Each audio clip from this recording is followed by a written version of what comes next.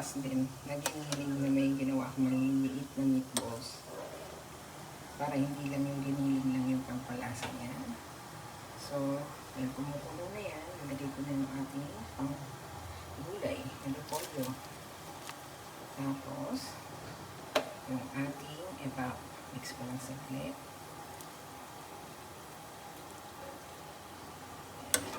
O, diba? Sayote yung halo nito. Sayote, carrots. Yung carrots sinalo ko sa bola-bola.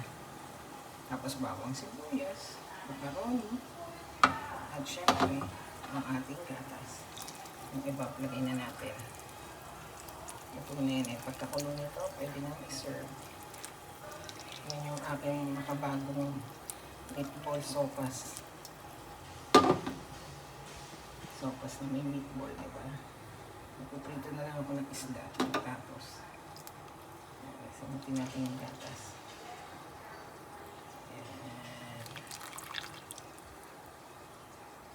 Ayan natin yung result mamaya-maya.